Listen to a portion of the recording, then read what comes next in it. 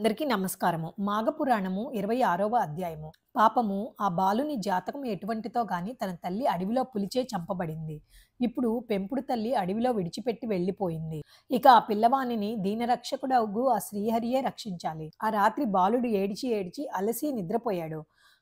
అక్కడొక తులసి మొక్క ఉన్నది. నిద్రలో బాలుని చెయ్యి తులసి చెట్టుపై పడినందున ఆ రాత్రి అతనికి ఏ అపాయమూ కలుగలేదు. పైగా దైవభక్తి కలిగింది. ఉదయమే లేచుచున్నప్పటికి అడవిలో ఏకాంతంగా ఉన్నందున భయపడి పెద్దగా ఏడవగా, ఆ ఏడుపునకు పక్షులు, జంతువులు, మృగములు కూడా ఏడ్చి, ఆ బాలునికి రక్షణగా ఉండి ఆహారము తెచ్చిపెట్టినవి. ఆ విధంగా ఆ బాలుడు అడవి జంతువులచే పెంచబడుతూ దినదినాభివృద్ధి చెందుతూ, ఏ తులసి చెట్టు వద్ద పడి ఉండెనో ఆ మొక్కకు ప్రతినిత్యం పూజలు చేయుచూ కాలం గడుపుచున్నాడు. అలా పెరుగుతూ 12 ఏళ్ల వయస్సు గలవాడయ్యాడు.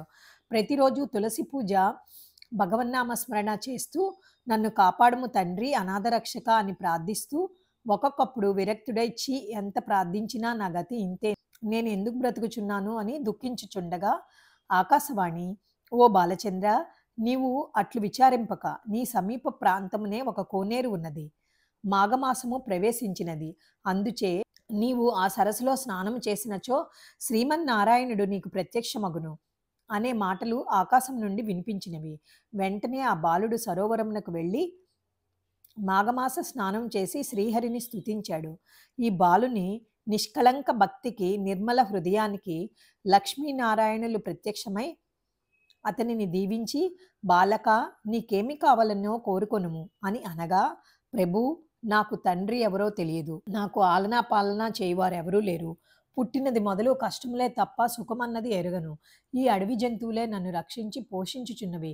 కావున మీ సన్నిధానమునకు నన్ను తీసుకొని పొండి. మరేమియూ నాకు అక్కర్లేదు అని ప్రార్థించాడు. ఓయి రాజనందన, నీవు ఇంకనూ భూలోకమునందు ధర్మంగా పరిపాలన చేయవలసిన అవసరం ఉన్నది.